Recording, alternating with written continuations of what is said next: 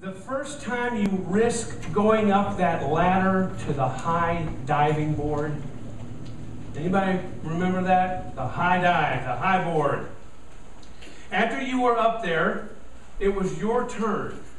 And the question was this: are you going to advance forward out to the end of the board and jump? Or were you going to go backwards, make everyone go down the ladder so you could get down and take your walk of shame? I can remember that day like it was yesterday. There was such a strong desire for me to do what my friends had been doing all summer and seemingly having so much fun.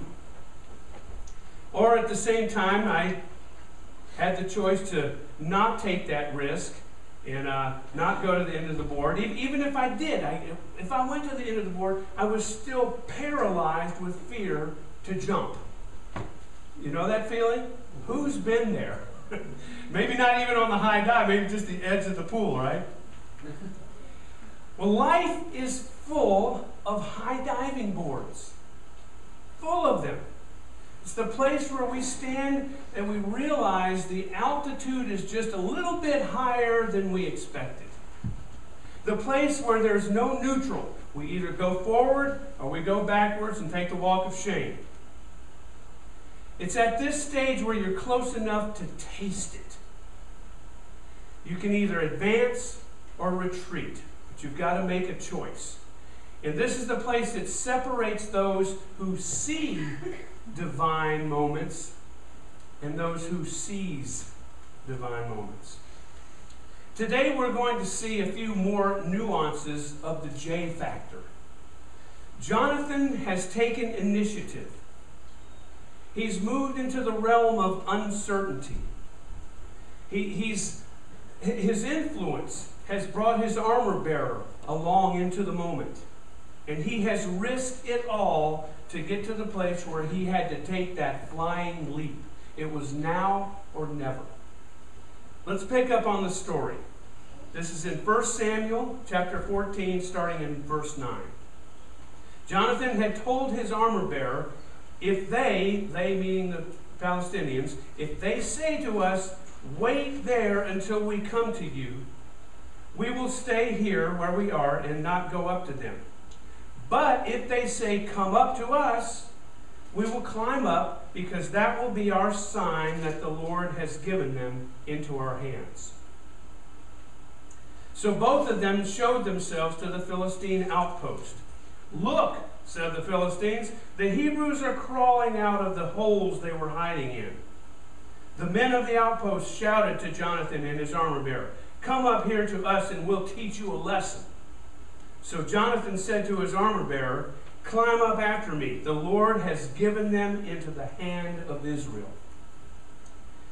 Now, in terms of military strategy, this was a dangerous move. Dangerous move. Whoever has control of the high ground has control of the outcome. I've been over to Israel and seen the Golan Heights. Israel controls that. And if you stand up on top of there, you know why they don't want to lose control of that high ground. Because down in the villages along the Sea of Galilee, they're sitting ducks. They don't want to give up that control. So how could Jonathan expect to defeat these Philistines, not only with only one sword, that's all he had, but he had to use both hands to climb up a cliff, both hands and both feet. And his armor bearer must have been looking at him like, what kind of military plan is this? What's the war plan? But it's not a war plan that's human ingenuity. That's not what this is about. Jonathan was just a servant of God. That's really all he saw himself as. And he was convinced that it was God who was ready to react. God who was ready to do something. It wasn't clear how it would all play out, but God's promise was clear. It was time for the Philistines to stop oppressing the nation of Israel. This promise was the reason Jonathan could make his move, no matter how dangerous it was. There was a similar scenario happening with Joshua and Caleb. Some of you know this story. It's when the Israelites were preparing to go into the promised land. God's calling, his promise, they were clear. Israel was supposed to go and take possession of this land. Joshua and Caleb were 2 of the 12 spies that were to go into this land and check it out. Well, 10 of those spies said, "There's giants in there. They make us look like grasshoppers. No way, no way." But Joshua and Caleb said, "Yes way. Yes way." Now, you know what did it? To tell you what did it, they had complete confidence. They had concluded that there couldn't possibly be enough giants to thwart God's promise. No way. If the opponents were taller and more powerful, that was God's problem. He could take care of that. They weren't bigger than God. Jonathan was working from that same conviction, where he had been called to move forward. And victory over the Philistines was the promise waiting to be received. When we have a calling, when we have a mandate to do something, we are to do it. We have a promise. We are to do it and go receive the promise. And all we're supposed to really do is hope God shows up and takes care of us in any dangerous situation. But what makes us actually jump? Take the flying leap? Well, what's your sign? What's your sign? Now, I don't mean Leo or Aquarius. I don't mean like the blue-collar comedian guy says, "Here's your sign." Okay? I don't mean that. See, Jonathan was so confident that his actions were lined up with God, that there was God's promise in the forefront of his thinking. All he needed was this sign that said, "Advance. Go for it. Go do it." Where he expected to hear that sign from is the really odd thing. He looked for that sign to come from the mouths of God's enemies. Pretty interesting. And it was like, if the Philistines decided to be arrogant enough to challenge Jonathan, then that would be the sign that God was giving them into his hands. The only words that Jonathan did not want to hear was, "Stay where you are." He didn't want to hear that. So when the Philistines saw these 2 guys, they began to taunt them. "The Hebrews are crawling out of the holes that they were hiding in. Come up here and we'll teach you a lesson." Now, any reasonable person would have been shaking in their boots. That was me at the top of that diving board. Okay? Of course they were nervous about this, but listen what Jonathan says to his armor bearer. "Climb up after me. The Lord has given them into the hand of Israel." You can just hear him saying, "This is the sign we were looking for. It just doesn't get any better than this." Confidence. To experience the Jonathan factor, we need a little bit more of this advanced mentality. There are certain things where we don't need a, quote, word from God. There are advances we can take where we don't need a word from God because we've already got it. Feed the hungry. Clothe the naked. Help the poor. That's already been said. Where's the Bible? Now, you got to understand when I say this, I'm this, what do you call it when words mean every little detail? Semantical. I'm so semantical, okay? So understand that's where I'm at. We call this the written word of God, okay, as opposed to the spoken word of God. I don't know if we should call it that. This is the spoken word of God. It just happens to be documented.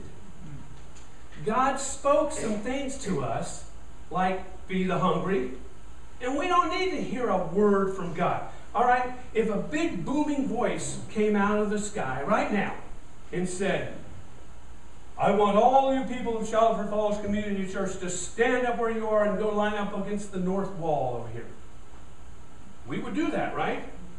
You hear this voice out of the sky, and well, when he says feed the hungry, what do you think that was? It's the Word of God. It's the spoken Word of God. There's all kinds of things he says. So we've already gotten some of that. Much of our religious language has been focused on the don'ts rather than the do's. You know, you become a Christian. Now that you're a Christian, you can't do that anymore. Don't do this. Oh, be careful. Instead of all the do's that are there. We act as if the primary word from God is stop, not go. Too many divine moments are lost because we keep waiting for this word when the word has already been given. And it leads to that question. What kind of sign are you looking for?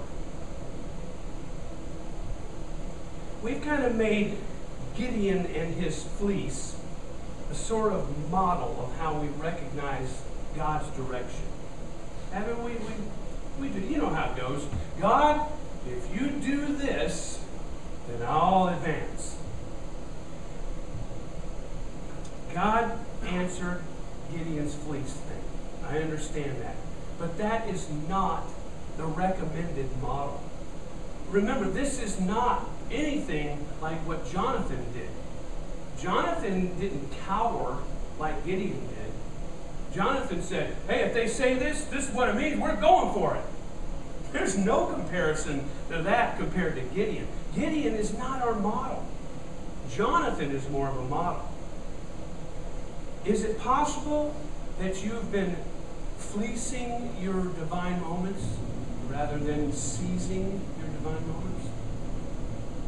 Just asking. Another thing we do is we look for confirmation. Don't we? We always look for the confirmation. Are we headed in the right direction? Are we doing the right thing?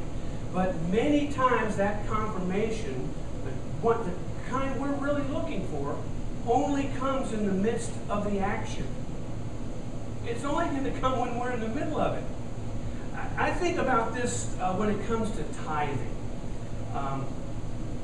I remember this group of people came to our church in Tampa. They were there for a week. And they did these seminars and all kinds of stuff on giving and stewardship of your money and other possessions and time and all that. And again, Mr. Semantical here, okay? I get caught up in that. They would use the word tithe and say things like, now if you can't give all the 10% at first, you can start with 2. You can tithe 2%. It's like they're using the word tithe as a verb. It's not a verb, it's a noun. It means 10%.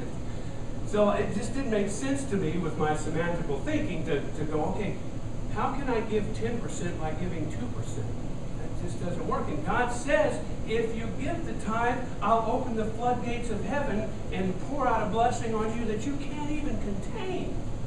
Well, how are you going to get that blessing unless you tithe, was my thinking. Kind of black and white. I'm simple-minded.